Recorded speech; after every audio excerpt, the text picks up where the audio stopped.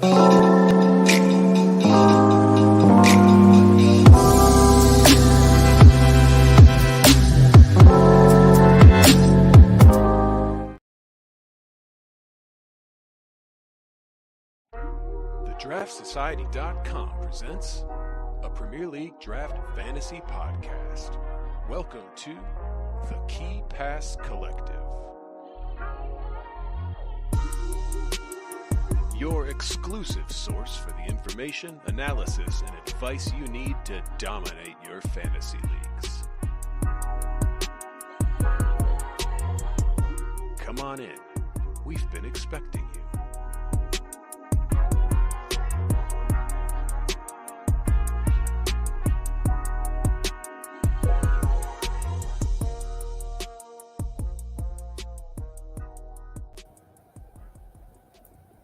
Welcome, listeners, live and non-live. This is the Key Pass Collective, and I am not your usual host, Joe, but Totti, and we are coming to you live from what I can only describe is the infirmary, with a few lovely gentlemen, Genie, Ryan, and Sanjy. How are you guys doing? I've been better. As you can tell, I'm not sharing my my face because I'm in a really bad back pain. But otherwise, I'm doing okay. I'm glad the rankings are done. Sanjy, how are you? Good. Just got back from the gym. I should probably eat, but clearly our community is more important than food. Stretch, man. Stretch. I stretched while walking back from the gym. Okay, I made sure I good. did that. Yeah. When people didn't laugh at you as you were like doing lunges? the streets? No, the gym was empty. Thank God. Love an empty gym, honestly. Absolutely brilliant. It's London too. It's not going to be the weirdest thing you see on the streets. Exactly. Yeah, that's fun. That's true. What about you, Genie? How are you? All good, all good. Busy, same as always. Not much change. Track, school, work, life. Same as always then. Yeah. Is it like your second pod back in like a month? Yeah. We've It's had some getting schedule to be changes. regular. Yeah. I mean, the community could be happy now. Well, I'm not happy about it, but we start practice at like 7 a.m. now, so evenings are a little more free, unfortunately. But it is what it is. 7 a.m. Yeah. You don't even wake up for a Man U game. No, 7 a.m. no. And now that I have to do it during the week, I'm gonna struggle to wake up for those 10 a.m. games now. Gotta love the Europe time zones. For a second, I thought you said Man your game. It's pretty much the same thing, though, right? I mean, yeah. So let's run through our usual intro, and then get into our discussions about our top 150 ranks that have just dropped 2 days ago. So yeah, the Draft Society is the companion to the KPC is the companion to the Draft Society, where you can find top 75 consensus ranks, weekly waiver wire articles, sleepers 11 weekly article, which I believe has just dropped. So if someone can multitask while listening to us and can read as well, you can read Gavin's sleepers, useful draft stats, league setup articles, draft 101 articles, and a lot more. And then there is the inner circle, which is for the select few. We have weekly rest of season player rankings from Robbie. We have points projections from DraftLad. We have our sortable 150 consensus ranks, sortable by analysts. I believe we were 7 of us who did them this time around, so pretty good spread on that. We have some extra articles that come out, including the game week takeaways. We have set piece taker tracker, a fixture difficulty tracker that is built into the fantasy toolkit, and we have an inner circle Discord, which I am getting more and more the hang of with Ryan as well. I think both of us have upped our Discord minutes in the last few weeks. And you can send us questions about confidential trade advice and all that jazz. But our main thing, the thing that we do, or the thing that we have, is the fantasy toolkit. It is an all-encompassing tool that analyzes your team, gives you the best waiver pickups suited to your own league, and it has all the latest data on projected points, starts, and player values as well. And 2 new tabs have been added, or 3, better yet, new tabs have been added to the toolkit this international break. Have you guys tried those out? Not yet.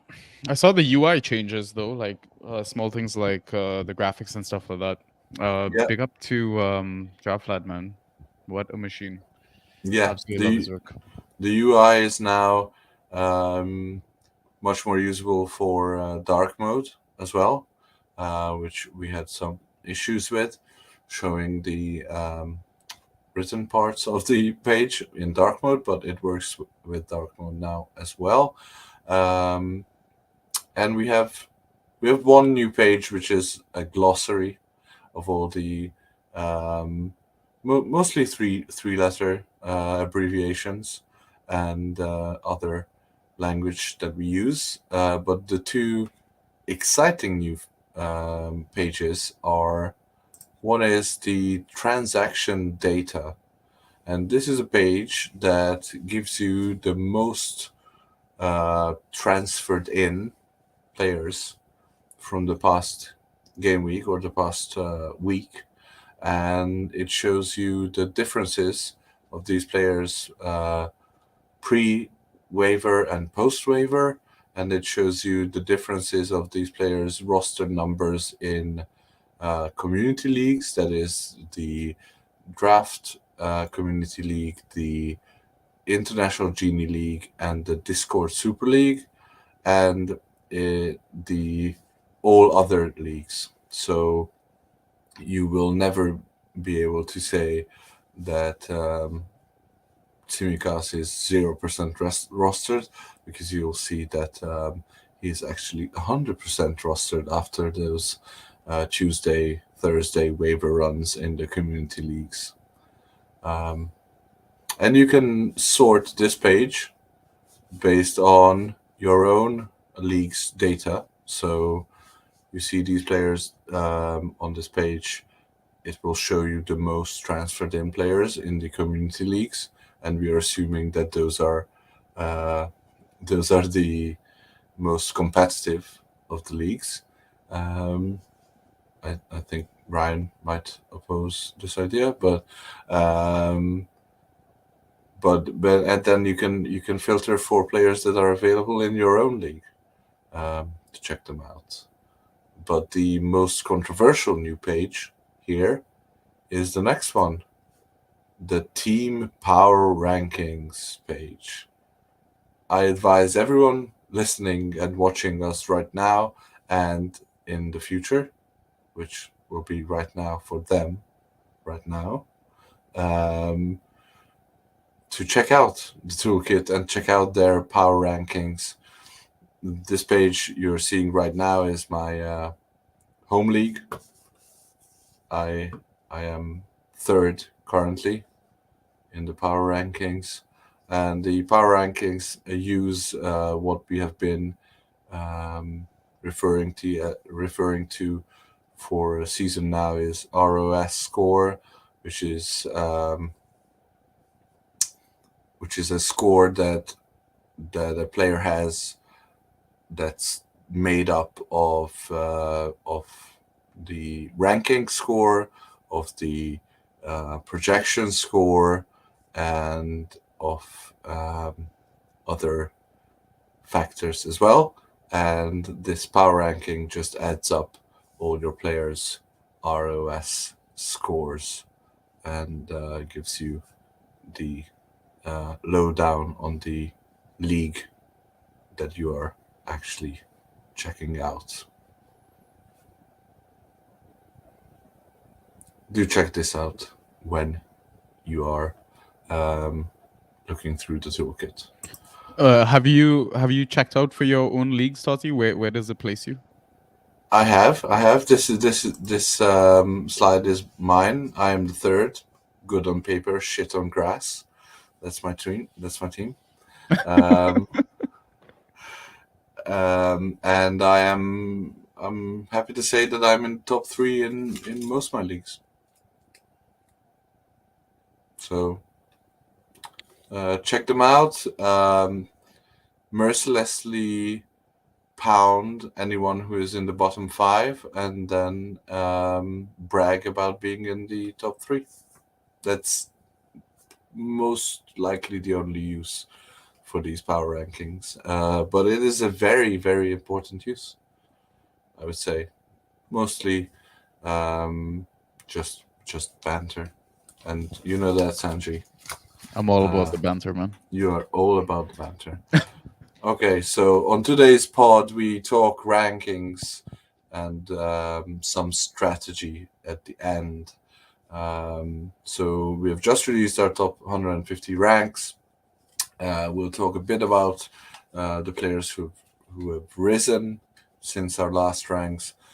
We'll talk a bit about the players who have fallen, and then hopefully we'll have some grudge matches against each other in the discrepancies, which have been weighted for us four who are on the pod, and the biggest discrepancies we have for some of the players that we're going to talk about.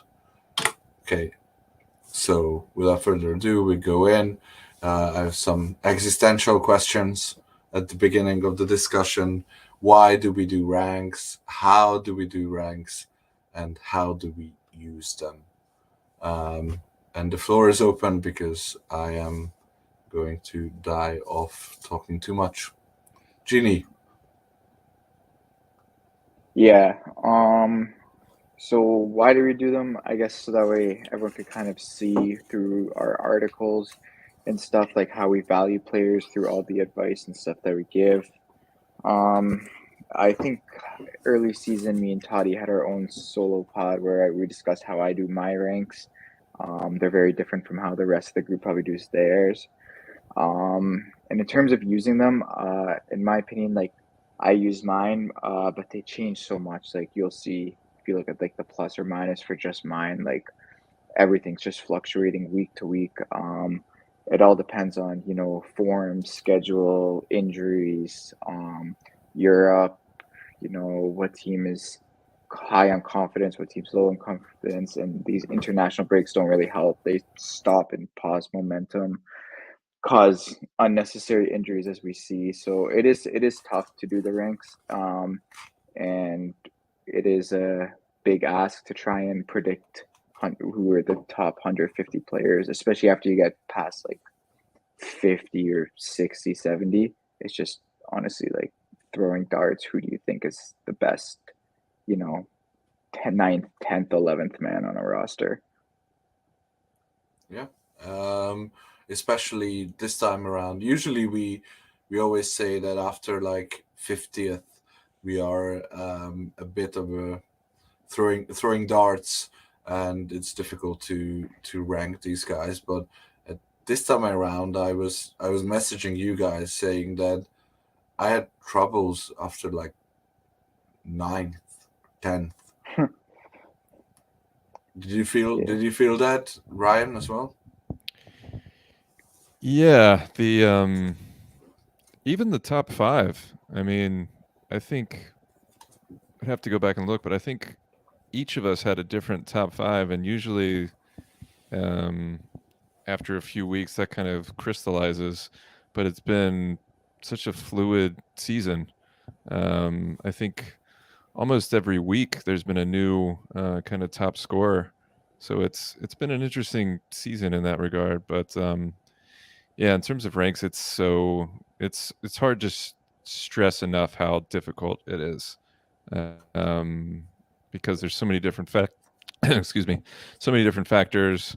There's so many different ways that you could do it. Is it RO? Is it risk of season? Is it most potential upside? Is it war? Like, there's just a lot that goes into these rankings. So while they're helpful and that's why we do them, I think you have to kind of take them with a grain of salt, and you have to kind of put your own spin on things, and make your own decisions. There's just kind of a rough guide, I would say. Yeah, I think that's a very good point at the end. That I've seen. Obviously, I've seen my ranks thrown into my own face when trying to negotiate for players. But I've heard our ranks, especially the consensus ones, but sometimes personal ranks as well, being used in trade negotiations. And yeah, it's fine, but at the end of the day, these are just like the reason we are doing consensus ranks is to eliminate personal preferences and personal biases as much as we can, and I think that's the way you should use them. Like Ryan said, have them as a guide, but develop your own thoughts about them as well. Like move players around, think about why you have players where you have players, and stuff like that. So yeah. Are we ready to move into risers? Yay, we are Yeah, ready. we can. I was gonna say the reason why I did ranks. I mean, Genie stole all the logic, so I was gonna say to keep a draft lad happy, but yeah. I mean, the more data points we give him, the more refined the toolkit is. So we all want to keep Draftless happy so that he keeps us happy There you go. and winning. So we're moving into risers, and I will admit I've taken this slide from Gavin's excellent article that gave a little written word explanation to our ranks. These are the players who have risen the most since our last ranks. I'll just read them out for our listeners who are not using visual aids. Thomas Suchek, who's risen 62 spots. Dan Byrne, Jack Harrison, Willie Bowley, DCL, Richarlison, Cole Palmer, Mikhailo Mudryk, Marcus Tavernier, and Jeremy Doku. So these are the players that have risen the most since our September international break ranks. Let's dive in. Genie, who are the players that you want to mention out of these lots? So I picked Richarlison, Harrison, and Romero. I'll just give a quick tidbit on each one. So Richarlison, I think the last time I was on the pod, I said, man, he sucks. This arm around the shoulder or whatever is not going to work. But the injuries, like I said, change everything. And the Solomon injury, in my opinion, is literally the only reason he's that high up. It's literally him versus Brennan Johnson for one spot. Johnson's is being managed because he keeps having issues with his hamstring. So Richarlison is going to get a lot more starts. And Solomon is probably out for at least 3+ months, maybe 4 or 5. Harrison, I've been excited about seeing him get back and playing. It seems like he has a pretty strong role in the starting 11. Everton as a whole, I think, are still abysmal. But Harrison is a very explosive player, which is kind of the mid 3-4 that you would want on your team. So I'm a big fan of what he could give in fantasy. Obviously, matchup dependent, but he's one of those boomer bust players. As long as he's not your mid 1 and 2, should be in good shape. And I mean, Romero, I've been banging on about since before drafts. I really don't think he's going to go down. I think he's just going to keep going up. He's shown he could ghost. I don't know if he's even got more than one yellow card yet this year, which is incredible. Main target man from set pieces, and Madison is a baller. I think he is going to be Van Dijk or higher levels this year. To me, he's the best Spurs defender to roster and probably a top 10 defender.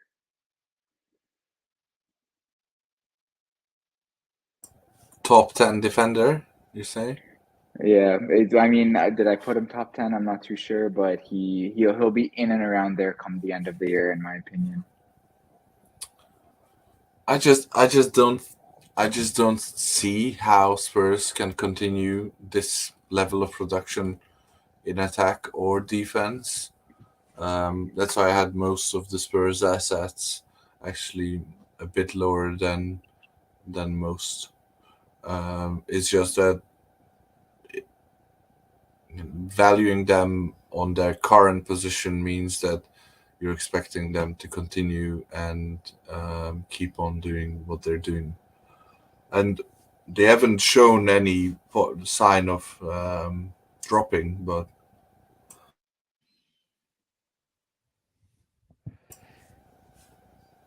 what about you, Yeah.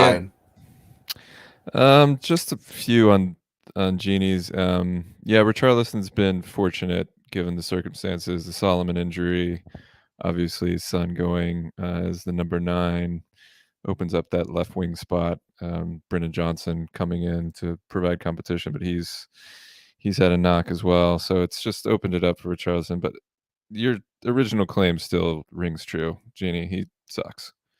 And I've actually seen a lot of Spurs fans saying that they need to move on from him in January and get a proper striker. And I think I agree. So I think he'll have a very brief time in the sun. Whether or not he takes advantage of that, I'm pretty skeptical. But I mean, if you have him, you just gotta hold him right now. Actually, it's not a bad kind of sell the news type of thing. I wouldn't be opposed to getting him out right now on a relative high, just based on the fact that folks think he's going to start and do well. So that's my kind of take on Richarlison. Harrison, I was pleased to see that. I'm not pleased to see because I rostered Garner across the board, but pleased to see that Deitch was able to fit him, McNeil, and Garner in the same lineup. Still remains to be seen if he reverts to a 4-4-2, going old school with Beto and DCL up top. But someone like Harrison might drop out based on that. But yeah, you got to like the early returns, especially if you got him off the wire a few weeks ago, which in a mini leagues you probably could. And yeah, Cutie Pie Romero, inconsistent, kind of like an Anderson for me. You can't argue with his start so far. He's been great, as Genie mentioned, but I'm skeptical as to whether he can keep it up. A few risers that I wanted to mention, and I talked a bit about them in Gavin's explainer article when the rankings came out. Willie Boley's rolled back the years, been a top 5 defender, over 11 points per start. Almost a dozen ghosties. He's been a proper set and forget defender 1. Scored 8.5 against Man City despite conceding 2 goals. I mean, definition of set and forget. And obviously you could pick him up off the wire 3 to 4 weeks ago. So you got to love his production. And I think there's obviously some boulders, as some would call them, potentially in his future, but in the form of a lanky ponytail. of Felipe. But Felipe has had a string of knocks, and I think Boldy keeps his spot regardless. And I think the Forest schedule is somewhat decent, so I think he's going to keep it up. So he's not a sell high for me. And then Tavernier, I just like that he goes really well, seems to be fit. Since he's been fit, I think he started every game, so it shows that Iraola trusts him. The fact that the results haven't been going well while he's been in the lineup doesn't particularly bode well, but I think he's done enough to nail down that spot despite the myriad competition. And then Count Doku has been kind of a revelation since coming into the league. Injuries have made that easier for him to get that string of starts, which is so rare in a Pep side, but he's been great. Obviously, fantasy wise, he's a ghost machine with take-ons mostly. Remains to be seen how that's going to play out with Grealish coming back, but I like Doku to at least get half the starts on that left side, if not more. So those are the big risers. I'd also put in an honorable mention for Vladimir Sufal, who's kind of come out of nowhere to be a defender 1-2. I think he's 8th top scoring defender in a rough schedule. That opens up a bit for West Ham coming up. So he's also somebody I'd flag. Yeah, he's had like 4 attacking returns in a row, hasn't he? Yeah, Something 4 like that? assists. Yeah, something like that. Yeah, he's been good to pick up and roster. Sanjy, what about your guy? Just the one, I guess. Thomas Suchek, man reborn. He had like a dip in form last season, right? I think it was his worst season since he's been like a mainstay in the league. And he's like showing form that he had like maybe 2-3 seasons ago. If he's not ghosting, he's getting attack and returns. It's I'm sure like managers would have gotten an absolute steal with him later in drafts. Like what was his ADP? 130, between 130 to 140, something like that. Honestly, he's doing absolute bits. So and it's the same thing like Ryan said, the fixture run is looking really good for them as well. I was a little concerned given, all their signings in midfield and all that. I was like, okay, maybe he's actually going to get dropped or, be a rotation piece. And that injury that he had, the concussion injury, I thought maybe that was the opportunity for others to kind of come back in. But yeah, he just came back and kept doing his thing. So other than Suchek, like I know they're not like, maybe this guy's not on the list or like that table that we mentioned, but I guess in my personal ranks or whatever, I would say like Julian Alvarez, I think, is like a massive riser in my personal ranks at least. I think I was the highest on him when I was looking back at the ranks actually. I think Ryan was second highest on him. He's like 6th overall for me. He's doing everything, man. Direct free kicks, set pieces. Like, he looks like the perfect link up guy for Haaland. It looks like a match made in heaven at the moment. And who knows how that'll change once or if KDB comes back and actually has consistent game time. But yeah, he's round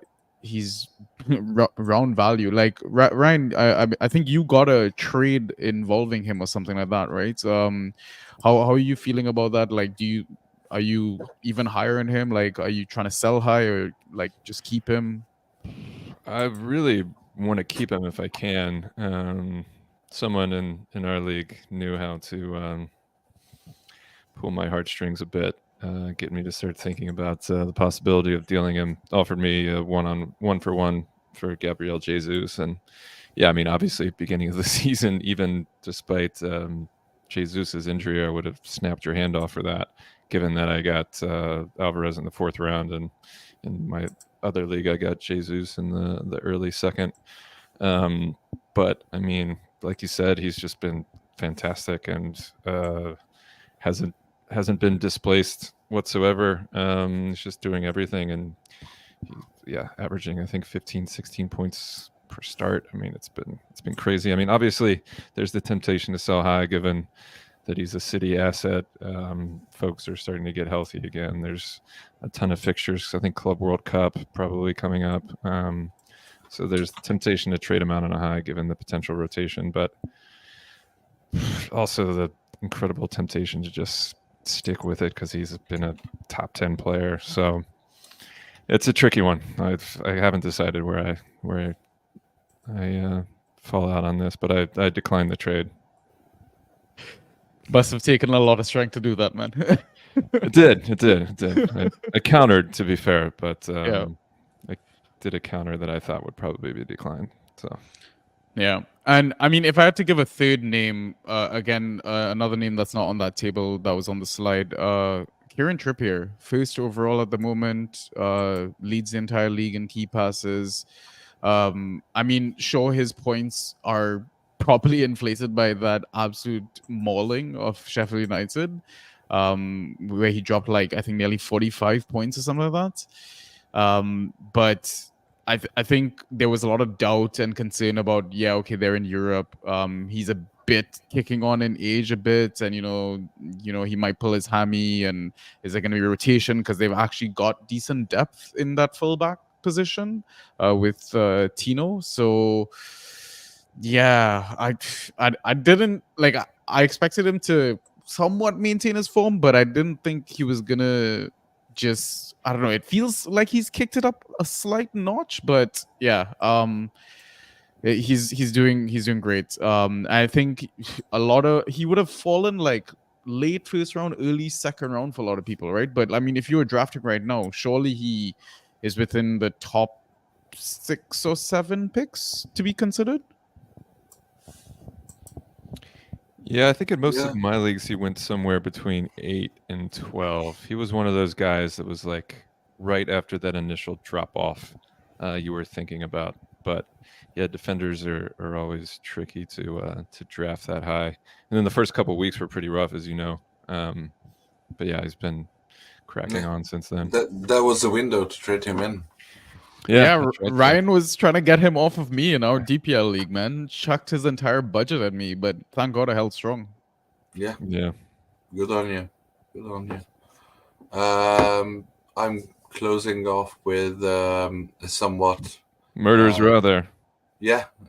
And it is just that because I think so. I could have chosen any of the players that fit the criteria that I'm going to mention, but I think these three fitted the most. It's Mykhailo Mudryk, Cole Palmer, and Dominic Calvert-Lewin. I think there's like I know that we all do a lot of research and thinking about our ranks, but I still think that there is a whole lot of recency bias in our ranks. And these three players scream recency bias, especially DCL, who's had like two consecutive starts.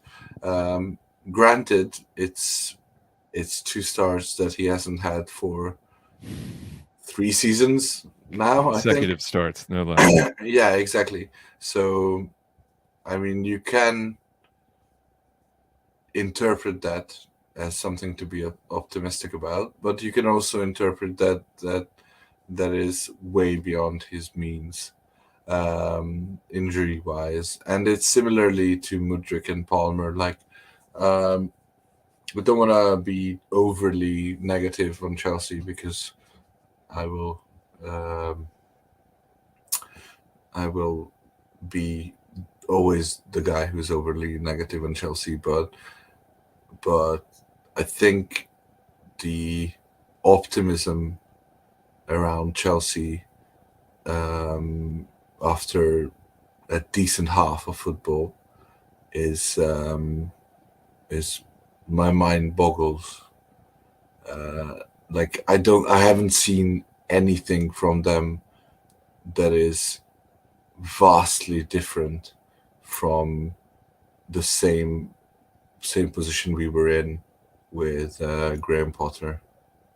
He started a bit rough, and then string together, I think 9 unbeaten or something like that around this time last year, October, November. So I'm just not getting overly excited, and I'm a fan of Graham Potter myself, so I feel that I'm a bit down on Chelsea at the moment. I agree. I think their schedule is pretty bad.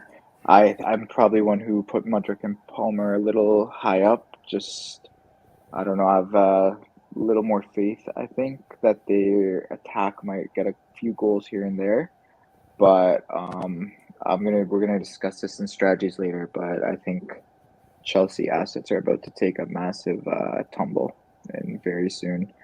Luckily, it's not going to be a huge fall Yeah, because they have been so low.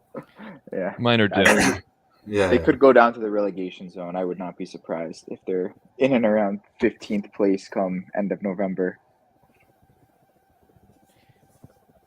If they don't get a few results in this treacherous run, it's not out of the realm of possibility. exactly. And But they've been playing well, so I think they'll be ultimately fine. But man, that schedule is nasty. I can see, like, I like Pochettino as well, so I don't want to see him axed, but the banter that would ensue if Bowley fired Pochettino mid-season would be worth it. What's your Agreed. Chelsea take, Sanjy? Hope and pray. That is all that you can do. Well, I mean, we'll see. Like the first game of the season versus Liverpool is what I'm trying to hope on. The fact that we're playing against teams that are going to attack with a high line, and that might suit some players, suit their profiles, like Nico Jackson, for example. But again, there's no point to making a run, having a one-on-one chance, and then not being able to convert that chance as well. He's had wrist surgery, I think, over the break as well. I don't know. We'll see how things pan out. Yeah, it's going to be an interesting period. I mean, the first one back from the break is, I think you have to assume it's a write-off. The only hope is that it's a home fixture, but you have to assume Arsenal takes the 3 points. The Brentford game, maybe. Spurs, I don't know. Again, City, Newcastle, extremely tough. But then Brighton, there's a chance. Like, we beat them in the cup. Obviously, like, teams are different, squads are different. And I mean, United are just as bad as us. So I know Genie's putting us in a relegation race, but I mean, misery loves company. I think they could equally be down there, even if their fixtures are much easier than ours. It wouldn't surprise me if Sheffield United scored a goal against them. Like, Yeah, I think Sheffield will score, but I think United will. I think it's going to be 2-1. That's my money prediction. Yeah, I'm considering starting Ollie McBurney. Yeah, why not? Why not? But absolute scenes, or if and when Maguire starts and scores the winner or something like that. Like last week. He's an absolute weapon from set pieces, right? And that's one thing Sheffield United are terrible at, defending aerial situations. So yeah, I mean, but about Chelsea is like, we'll see how things unfold. Like, on paper, is one thing, but football's played on the pitch, so we'll see how it goes. Good on paper, shit on grass. Exactly. Let's go to the folders. This will be a bit quicker. Ben Chilwell, Aaron Van Bissaka, Said Benrahma, Beto, Christian Eriksen, Alexis McAllister, Ollie McBurney, Thiago Silva, Enzo Fernandez, and Jacob Ramsey. These are the biggest fallers from our September ranks. Let's go Sanjy first. So Wan-Bissaka, it's not really him personally. It's just, again, United as a whole. It's like I don't know what to expect from them. Like, I feel like now we've seen the true bald fraud in the league. And I don't know what Eric Ten Hag is going to do, or like how they're going to perform, and it's just shambolic at the moment, man.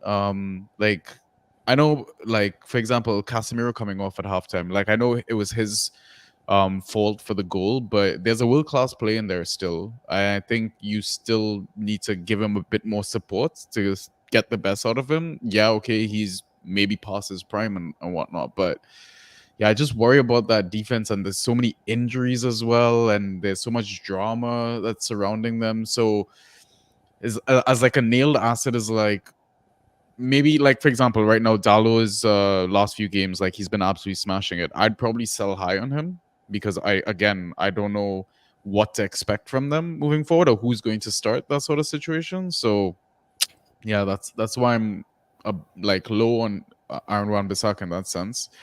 And Beto, I mean, I traded Beto out, got me a piece of some Arsenal coverage, which I'm happy about. Yeah, it's like Ryan mentioned, is like, won't he go to 4-4-2? Like, was Beto purely just a placeholder? Like, I thought it was brutal to just drop him out of the blue, but I guess Dyche trusts DCL until his legs fail him. Which is So next week. yeah, all right. So Beto's agent did his research. He's like, yeah, you're going to be a starter regardless. Yeah. But I mean, would it surprise me if he continued to play DCL? Start him up front, maybe not play 90 minutes, but you know, take him off at the 60th minute or something like that, and maybe Beto gets half an hour every game at least, right? But that's not what I want from my forward, and I don't want to risk that at the moment. So yeah, I fell a little low on Beto, and also we're all kind of aware of how difficult their fixtures kind of get for the next while. Liverpool away, West Ham away, Brighton at home is like the immediate horizon. So it's a little concerning. Yeah, definitely. I think we were teetering on him being droppable last week, and if he doesn't start against Liverpool, not that you would start him against Liverpool, but if he doesn't, then he's surely droppable. You don't want to get stuck with a non-starting Everton forward after the first game of the game week after an international break, when anything goes after that. I'll just get my Chelsea hate off, and then Genie and Ryan can continue the normal people's discussion. Chilwell, I think he's been falling due to the injury. I think he's droppable at this point. I don't know how or in what role he will come back to play in this team. But on a more positive note, Enzo has fallen since he's been expected to play as a number 10 with Nkunku out, and it is actually Gallagher who's playing the more advanced role. But Enzo still has more than 2 xG and a little more than 1 xa for Chelsea, and he has no goals and no assists. So I still think he will be able to bounce back, but he needs stability around him.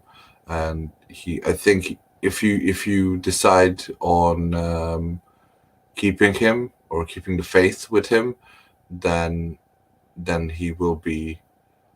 And I know this sounds stupid, but he will be fixture proof. Like, it's not gonna matter who he plays against. If he gets you 6 or 7, then he'll get you that 6 or 7 every week. but the expectation is that he might end up getting you a bit more. I think at this point he's a mid 5, probably available off the waiver wire in most leagues. And his XG was also inflated because of the penalty opportunity he had versus West Ham as well, right? So it's even worse than the numbers look. Yeah.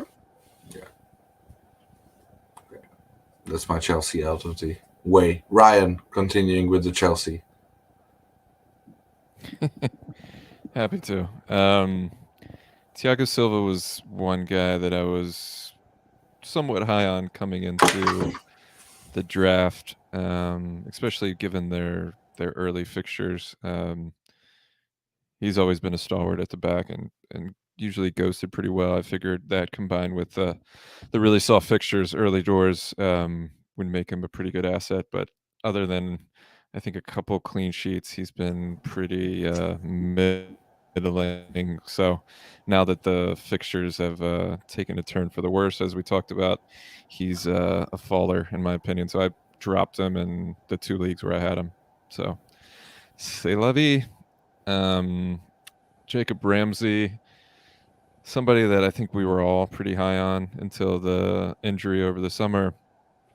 I was able to pick him back up about 3 weeks ago, I think. Sorry. And then I had to drop him again because he re-aggravated that injury when he had just gotten fit again and made some cameos. So re-aggravating that injury is a death wish for anybody. So I dropped him again. So I'm just not going to trust him until I see him back on the pitch. So other folks can take a shot at him and hope that he comes back. But I think he's almost a lost cause at this point. I think it's going to take way too long for him to come back and be viable for it to be a worthwhile transaction. So I'm staying away from him, which is a shame because he had everything going for him at the end of last season and looked like he was going to crack on this season. So what can you do? Saeed Ben Rama, somebody as Genie knows that I picked up in our league in I think the 7th round, and I tried to trade him for a month and finally just dropped him. He's been so incredibly frustrating. Can score really well when he started the first couple, gave you a little bit of false optimism, and then hasn't really since. And they picked up Kudus, and Paqueta has been great. So I just don't see a way for him to be a starter again. So he's been a big faller, and I think he deserves to be on the waiver wire and kind of one of those guys that you pick up when he starts. He's a must stream, but otherwise he'll stay on the wire. Agreed. I'm most sad about Ben Rama, to be honest. I think he finally had the chance to prove his worth at the end of last season, and I thought that he did that with some great performances, and then ended up on the sidelines again. So shame.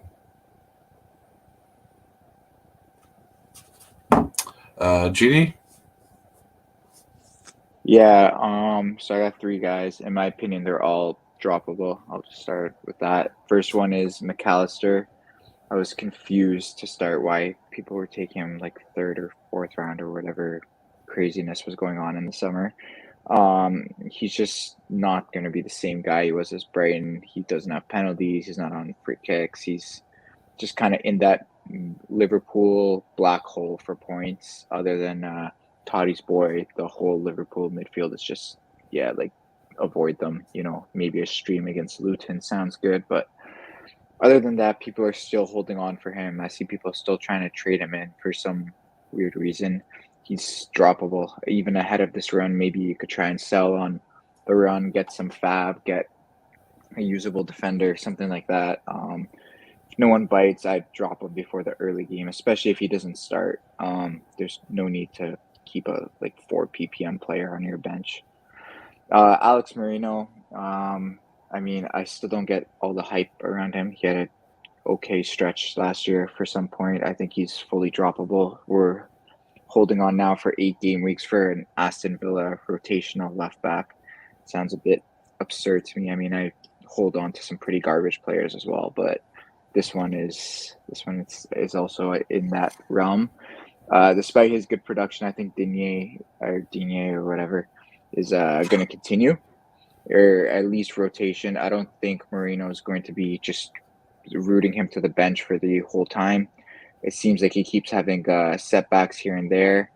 Who knows when he's going to actually make an appearance, and if he doesn't start in the next few games against Luton, Forest, or Fulham, he's pretty much going to be worthless because that schedule turns, and then you're looking at January, the next time you really are excited about starting him. And then Schär, I think I'm the lowest one on him. I just think that you're just playing him for the name. Sure, the schedule was good, and I get that, but he's really just a streamer. That 16 points against Brentford was like a flash in the pan. His ghost points are just gone. I don't know where they went, but they're just gone. I don't really see where they're gonna come from after Palace and Wolves. It's a pretty tough schedule, so I don't mind playing him in Palace and Wolves. 2 clean sheets there are possible, but then I think he's droppable, and you stream someone better against Arsenal. And then, they play Chelsea, United, Spurs, all within like 4 or 5 weeks in that range. I really think it's just Trippier. Botman / Lascelles isn't the worst stream either, but Dan Burn seems to have just taken the Schär role, or I don't know the role per se, but the Schär points at least. Yeah, I think all 3 of these. I think everyone on this list is almost droppable, other than maybe Wan-Bissaka, but maybe there's some bias there. There is a lot of bias there. Yeah, For me, Schär is the one that is not immediately droppable. I felt like Genie took that AWB pick personally, man. I did. I got him in every league. Draftlat wavered him ahead of me in the IGL, so clearly Draftlat agrees with me. And he's still holding him? Yeah.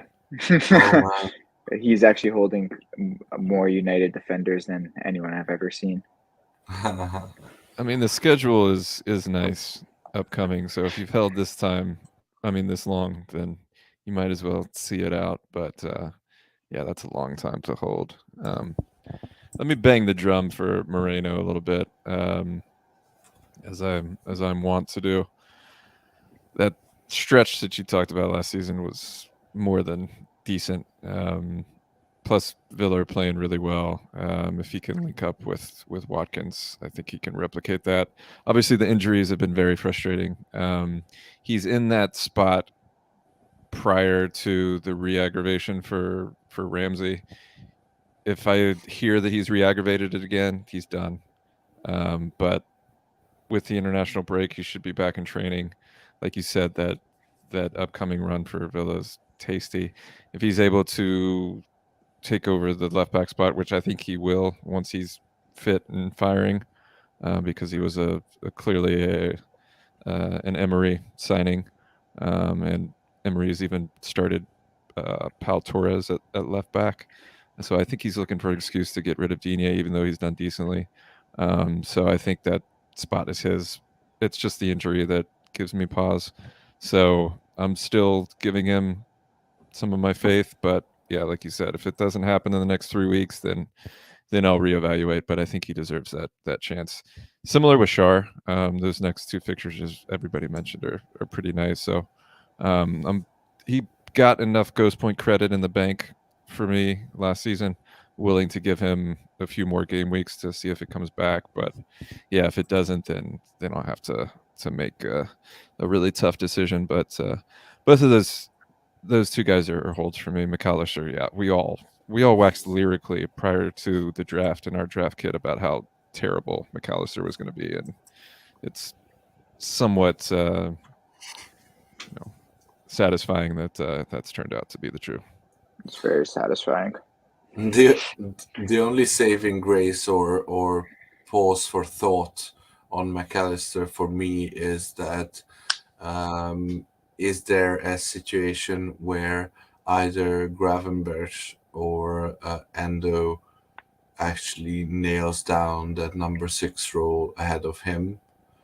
But I think you'd be able to actually visualize that and see if it's starting to happen, and then pick him back up or try a sneaky trade for him if that happens, because that would mean that he would be back into a similar role that he played at Brighton. Still not overly exciting, like maybe Thiago level numbers if we're going with Liverpool midfielders, but much better than what he currently does. I still think you have to drop him if he doesn't start on Saturday. There's no need to Agreed. hold Fully him. agreed. Yeah. Okay, let's go on to our biggest discrepancies. I've grouped these into two piles. The biggest discrepancies between us in the top 25, and then the rest. So these are the top guys that we disagree on the most. I'll start, and I'll pit Ryan and Sanjy against Genie with Julian Alvarez.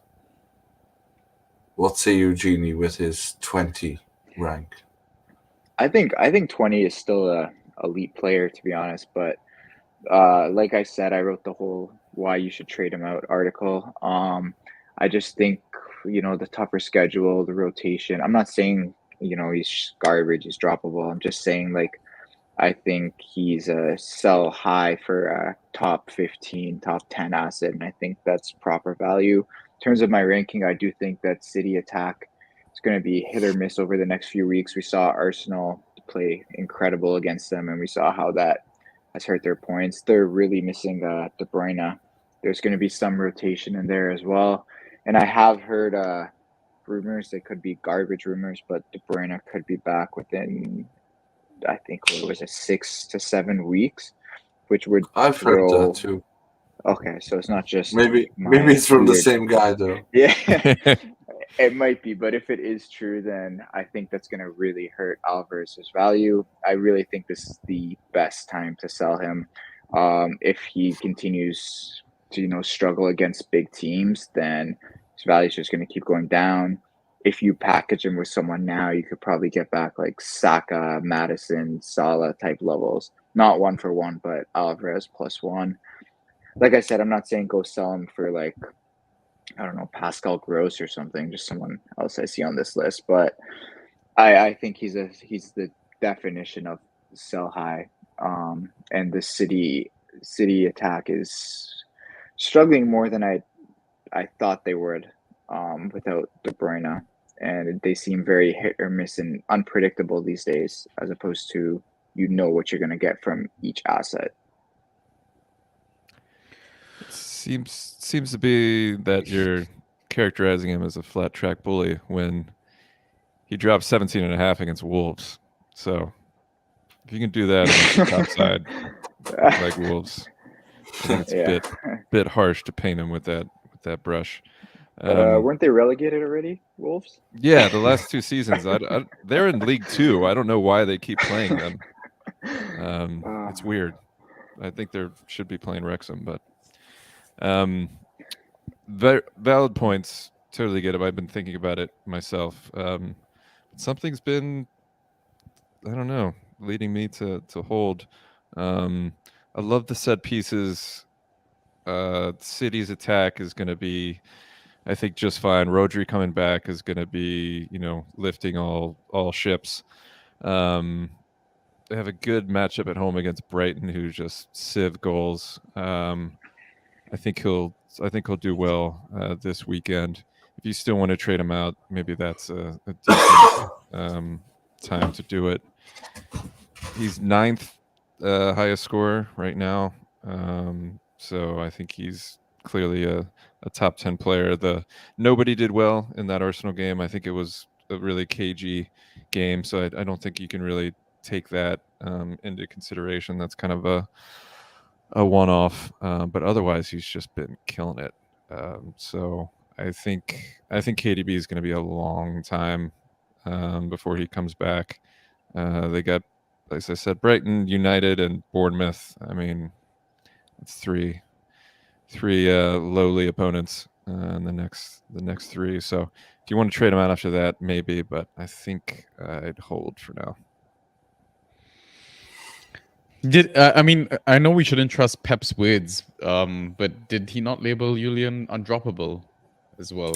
I know Pep is very funny with his words, and he says the opposite of what he means and feels and all that. But I mean, the guy is talking about set pieces. The guy put his direct free kick in the top bins, man. Like placement to perfection. And sure, we want to talk about KDB coming back in and maybe displacing him, but there's also maybe a wild thought that Haaland could maybe get injured this season. That was the giant fear when he made his debut last season, or he maybe rests Haaland and pushes Julian up top. Like, I think Alvarez is versatile enough to have a nail spot in that team. I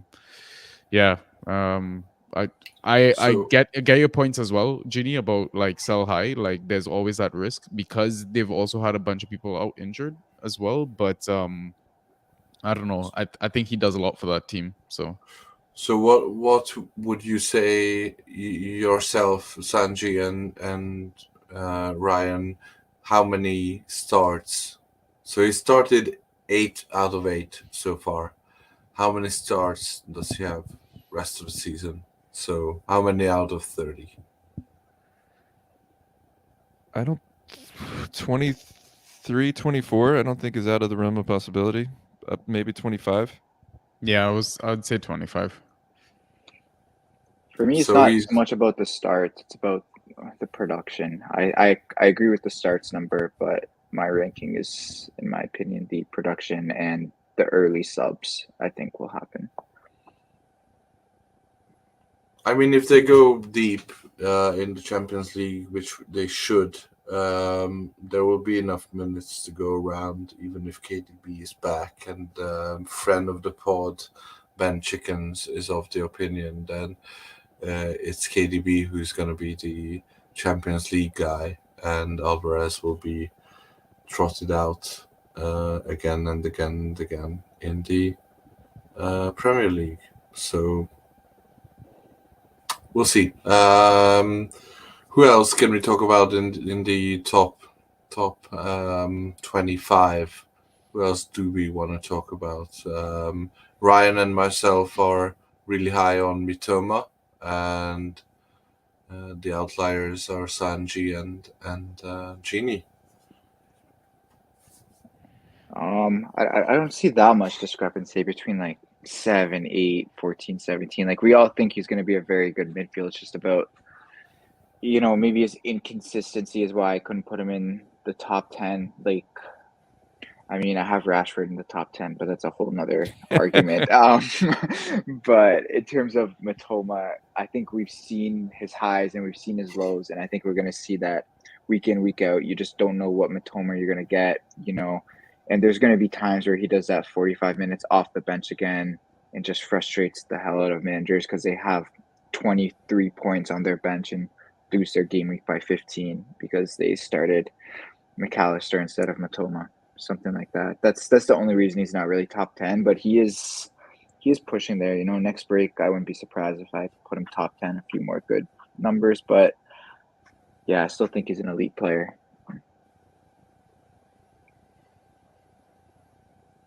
Yeah, I don't disagree. I think this next run will be key.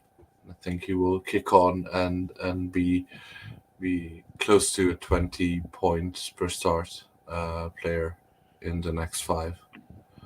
I think that's right. I don't know about 20, but I think he'll do great. And then I'd start to think about trading high off the back of that. Plus, try to steal a march on the Asian Cup, which Japan, as they've been balling out on the international stage, should go really deep in that tournament. So he's gonna miss a few fixtures. So I'd wait for this run, and then potentially trade him on a high. Yeah, that's a good strategy to have. Let's go for the players from 25 to 100. These are a bit more interesting, maybe. Declan Rice, Ryan, you have him at 82. Sanjy and myself have him at 54 and 57. What's your Arsenal insider takeaway regarding Declan Rice? I mean, he's been incredible in real life. I mean, the fact that you pay 100 million for somebody and nobody even questions the price tag anymore is testament to how great he's been. Fantasy wise, you don't get as much of the West Ham flair from last season. The roaming. He got that. Yeah, I mean, he's done a little bit of it, but other than that goal he got that we saw in person, that obviously I was against him and it lost me the game week. That's the only reason he scored. But other than that, it's been hit or miss, and I think he's just kind of settles into that CDM somewhat plus category, and that just doesn't really put him in the top 50 for me.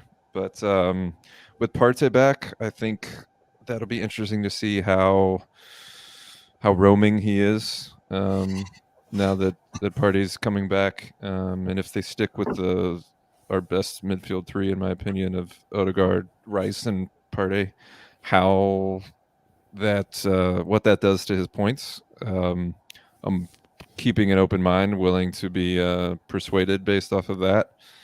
Plus the schedule is decent, so I think he has the possibility of being in a top 50. But for now, I haven't seen it yet, really.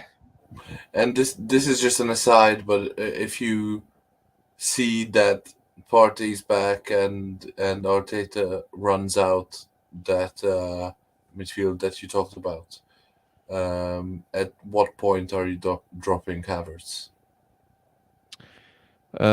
Game week 38. I was gonna say yesterday. I am in it to win it. No, but like at this point, you're still persisting on playing him as a number 8. He's still subbing him on there most of the time. Although against City, he was playing as a striker when he came on and had that assist. But if the midfield role isn't happening, do you think he tries him up front? Maybe. I just don't. We haven't seen our best front three of Martinelli, Jesus, and Saka yet this season. I'm hoping we see it against Chelsea, and he's gonna, I think, certainly give that a chance. So I think only injuries would really see, or some weird tactical advantage that he sees in a particular matchup. That'd be the only thing that would, I think, force Kai up top. So I think he's going to persist with him there. I just want to give him a chance the next couple of weeks. If he can be a flat track bully and get some starts against the Sheffield United, Burnley, Wolves, Luton, I think he's got a chance to finally start scoring. If he doesn't, then yeah, that's probably it for me. Yeah, agreed. Let's move on to our strategies for the next 5 game weeks. We have already done our streamer picks last week, so if you've missed those, then go back and listen to the end of last week's pod for our streamer picks, or read Gavin's excellent article on sleepers, or check out the toolkit for your personalized advice. But this is a not very um, clear picture of fixture difficulty tracker, and this is for midfielders. So up top for the next five, we have Aston Villa, then Burnley, then Man City, and then Arsenal. At the bottom, we have Chelsea, Spurs, Fulham, and Luton. This is for midfielders. Um, my we're starting with my strategies. We've talked about it on this pod. I don't want to bang on too much about it. Hoard Brighton assets. Unfortunately, you have to do hoarding because the rotation is a nightmare. But you probably helps as well to get them in because other than March and Mitoma, I think all of their players are below draft day value. And if you can get a few of them in from the attack, then you'll probably have yourself covered for rotation, and this upcoming run should boost all of their values and your win rate as well. And my second strategy is buying low on United. We talked about this again. That they have a very good schedule coming up, and the one thing we have maybe can say with pretty much certainty is that both Rashford and Eric Ten Hag have proven to be very streaky, and I think this might be the time when they have something clicking and they'll put together a good run, unfortunately. But for fantasy wise, you want to be on that train if you are able, due to the buy lows of your fantasy squad. Ryan. Yeah, I put this immediate upside in with Tsimikas in mind. I think we're all kind of reticent to splash more than a few bucks on somebody that's short term, but I think it's well worth it for somebody like Tsimikas that can offer incredible upside even for 5 game weeks. I mean, if he can help you win even a few of them, then it's well worth it. So I just think that it's a kind of poignant reminder that don't be afraid to splash the cash a little bit in Fab, even if it's not a long-term hold. And yeah, Tsimikas, I think, is a good example of that.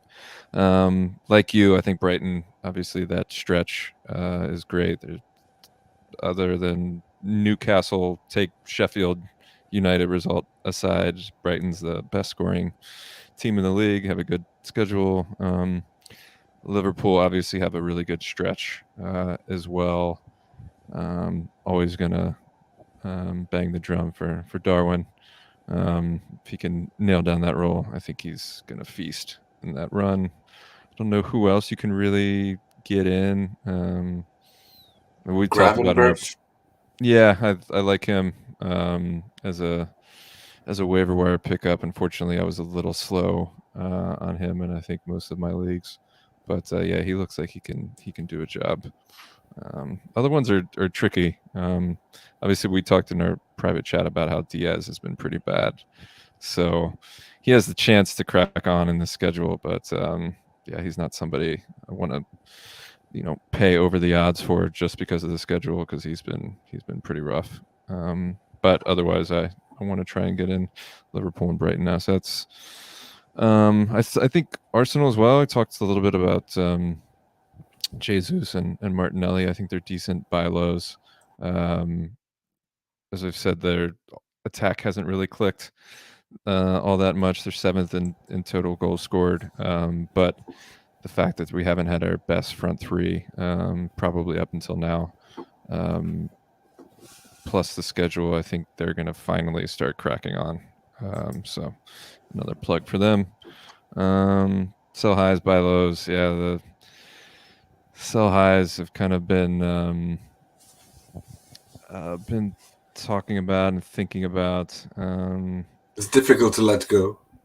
Yeah, it really is, man. The Alvarez one really fucking threw me for a loop. I never thought that I would, question getting Jesus in on not a relative low, but because Alvarez has been a top 10 player. It's tricky, and they're not always as straightforward as that. So it's tough. And we've already talked about the buy lows. So yeah.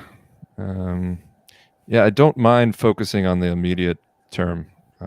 We always talk about rest of season value, but if you can get somebody like Samikas and some of these other guys that will have a good stretch of 5 games, I mean, it can help you win game weeks, and then you can reevaluate. I don't think we need to always look for rest of season value. I think we can think about the immediate term as well. Yeah, that's very good strategy. I think, especially in this very well defined stretch between 2 international breaks, because this is like a sprint. Essentially, it's the 5 games. You can reevaluate Exactly. in the next international break. The actual in real life teams will do that as well, looking on to the winter mayhem run that they're gonna face. So yeah, short term, a bit of short termism for this sprint is Totally. always good. Yeah. Genie, what about your strategies? First one's pretty clear. Drop all your Chelsea defenders and goalies. Not Reese, just because a big name. He's from his past. Whenever he actually knows that he's an actual footballer and not just injury person, he's pretty fixture proof. Chilwell, I don't know. Toddy's kind of convinced me off of him. I can't lie. I have him in 2 leagues. I might actually drop him today, so I would actually ignore that point about keeping Chilwell. Definitely Reese. The rest of them are gone. The Caldwell was dropped in our IGL Division 1 league, and no one has touched him. He's just a free agent, and I can't go against that one. I think Silva's been dropped as well. I'm not 100% sure, but no one's touched him, or Disassi as well. Fulham players, there's really only 2 or 3 that you could probably get that value for, and Willian, Andreas, and one of their defenders. The name is escaping me. It's like either Castagna or Robinson or Tete. One of them has been pretty good, but their schedule upcoming is pretty bad. Tottenham, Brighton, United, Villa, Wolves, Liverpool. That takes you to December, and then they play Forest, West Ham, Newcastle, and then you're at Christmas. So I mean, these players have not scored well at all. Andreas, especially, he's borderline mid-6, honestly. So if you could get any value for these Fulham players, then I would do so. You could probably sell high-ish on Willian after his good outing, and maybe convincing someone Spurs isn't the hardest of matchups for attackers. The next one is something I always talk about: underperforming drops. When it comes to personal bias, I don't always follow this if I really like having a player on my roster. But in terms of performance, I follow this pretty well. Just a normal player. If someone hasn't done well for a few weeks, unless they're, one of my top 3 round picks, I'm happy to just drop them and stream. The strategy has been very successful for me, in my opinion. I find that it kind of goes hand in hand with what Ryan said about immediate upside, but a bit more extreme, turning that player who, like Andreas is a good example. Bad fixtures, bad form, probably took him in the 5th round. If you drop him and just stream that spot each week, you'll probably end up with more points than what he's going to give you, and you kind of feel obligated to start one of those assets. So in my opinion, they're just hurting you more than they're helping you.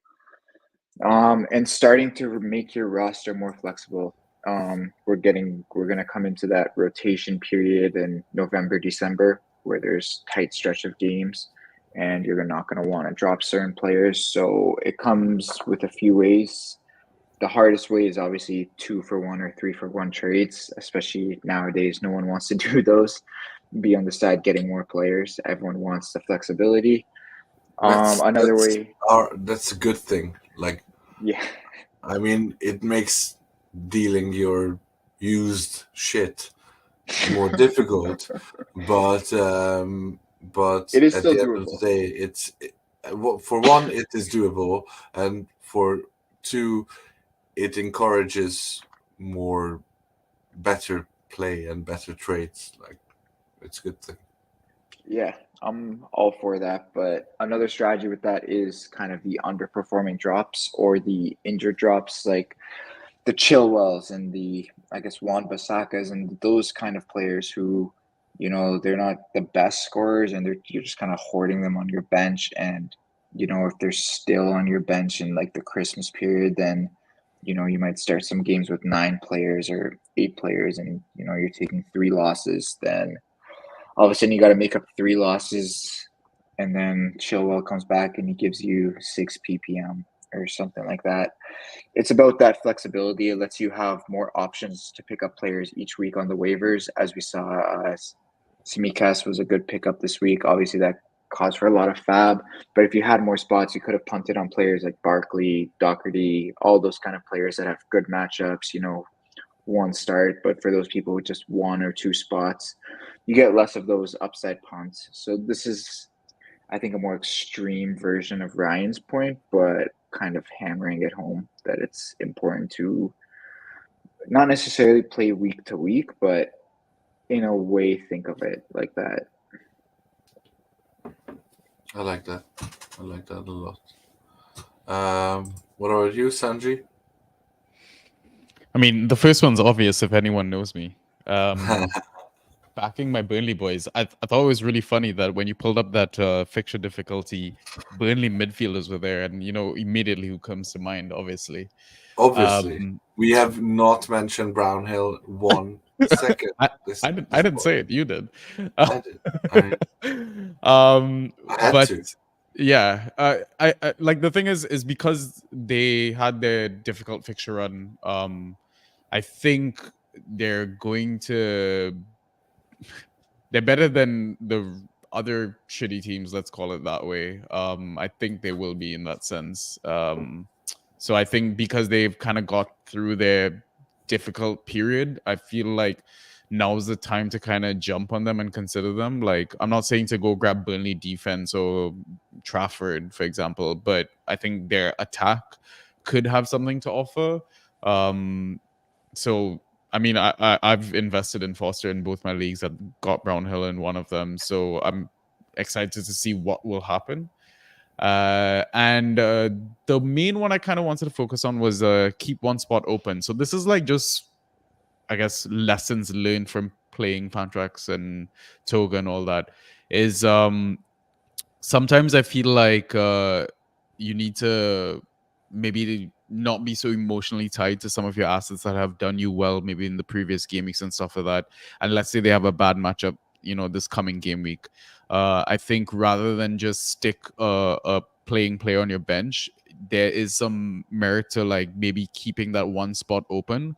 And it's also because like I don't like when my game week finishes and my opponent still has a couple of fixtures to go. I hate sitting down and waiting for hoping that he doesn't score as much and hoping that he doesn't catch up to my score. I like to have that flexibility, that okay, maybe I can kind of match his fixture sort of thing. Like, if he has a playing defender, I might want a playing defender, or at least a player from that fixture or that time slot, for example.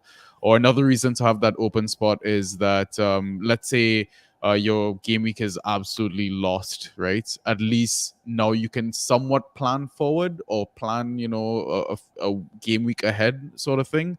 Because like now I feel like we're also into that point of the season where Europe isn't like in full flow. There might be surprise lineups, right? A surprise start for someone, and that could give that assets a run of games for like a couple of game weeks. And at least you have the opportunity to grab him versus, you've got your entire bench as a bunch of played assets and you're just there like waiting and doing nothing. So I think it's an opportunity for you to, if not just hold him, but at least, make some money from it, build a bit of bank in that sense, while everyone else is spending around you. It's basically like kind of what Genie is kind of touching on, is like have that sort of flexibility to your roster and just be prepared for any possible scenario in that sense. So yeah. I would actually sort of take that advice or strategy and make it into two different ones, or included in this one.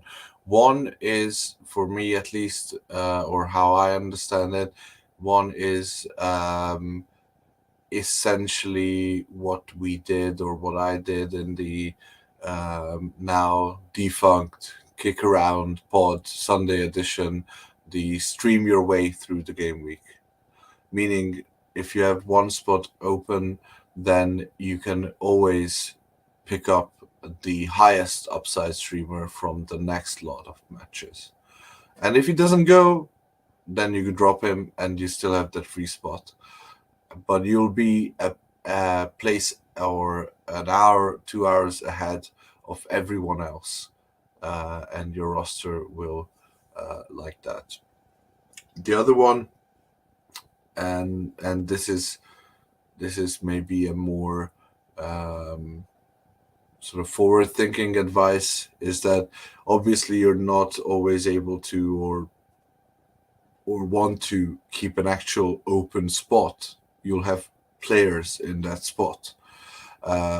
So essentially ranking your drops before they come is, I think, essential. So I've been burnt many a time by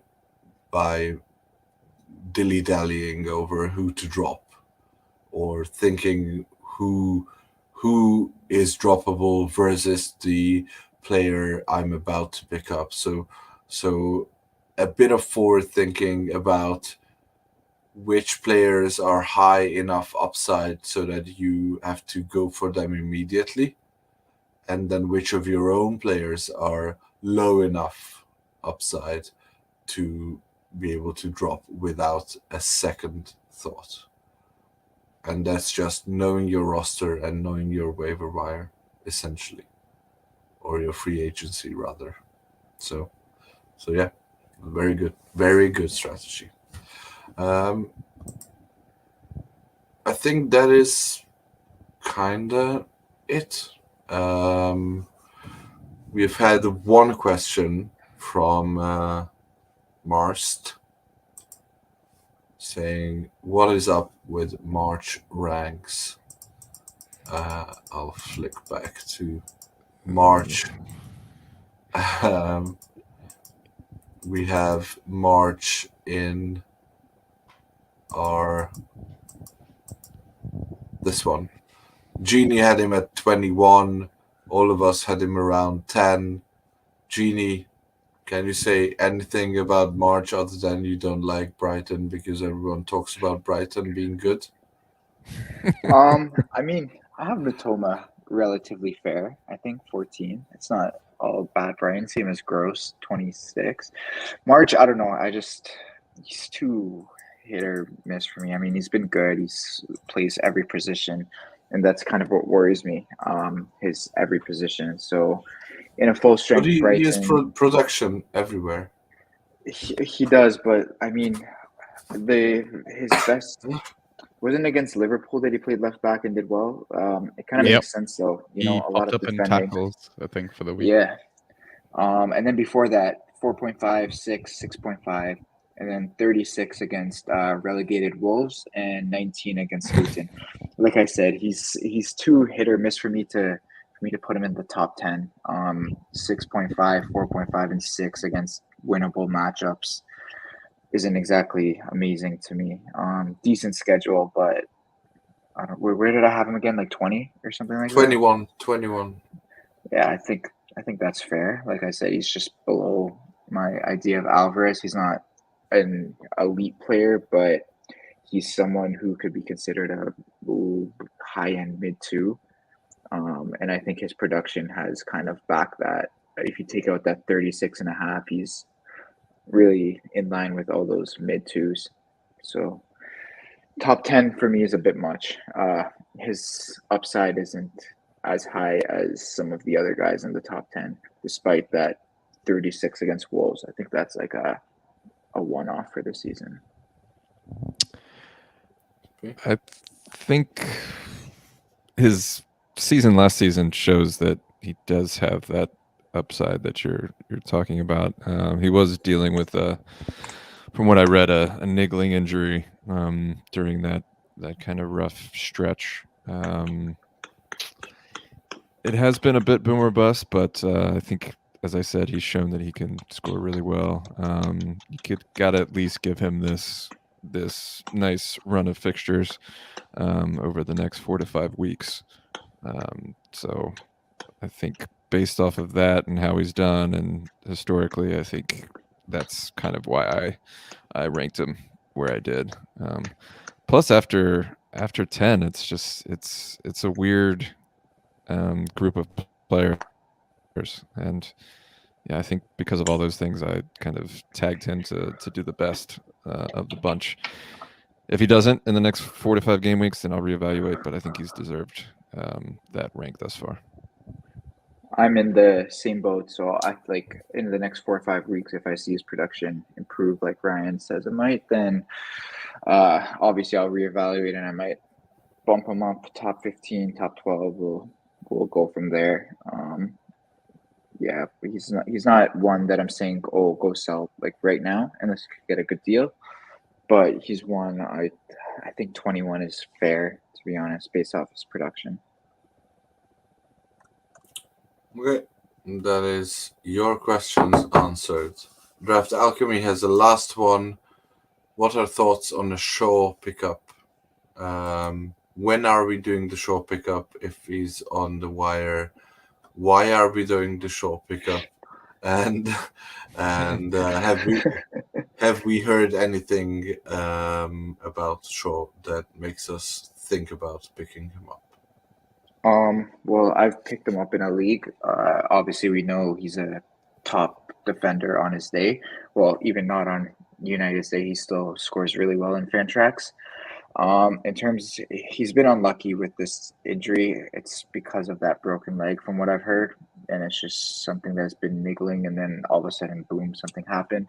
I've picked him up in a league where I could, just because when the news comes back that he's in training, which, from what I've read, the range is after it should be sometime during the next international break that he starts training again, which is only 3-4 games away, really. So it's not that far off. If you're not a United fan and you don't want to hold shot, someone will bite during that break. And his past production in the past few years, you will get good value for him. If he's on your free agency, he's a good hold. Better than maybe like a Wan-Bissaka, Chilwell, like someone with a less defined role, I'd say, because he is an immediate starter the second he's back to fitness. There's no competition with Reguilon. Anyone who says otherwise is, well, in La La Land. United are really missing him. Rashford especially. I think I've talked about it in multiple takeaway articles about Rashford hurting without Shaw. So yeah. I think he's definitely a good pickup. If news breaks that he's out till like January, then I'm not holding him. He's still a defender at the end of the day. But my estimate is that he's going to be back after the next international break. That's why I think he's worth a hold. Fair enough. Any last words, boys? Miss an opportunity for an excellent pun, by the way. Who did? About not being sure on Luke. Joe is turning in his grave. Yeah, I think I'm gonna run. I don't know, that injury is really scary, man. I don't know how I feel about backing someone that's like that same, like you mentioned, it's related to the previous leg break, and yeah, that just scares the bejesus out to me. So I thought you were talking about Ryan's back. Oh no. It does scare the bejesus out of me.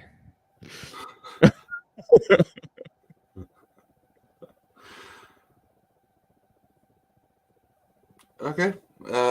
If that is the bejesus, the end, then thank you for listening. Thank you for tuning in.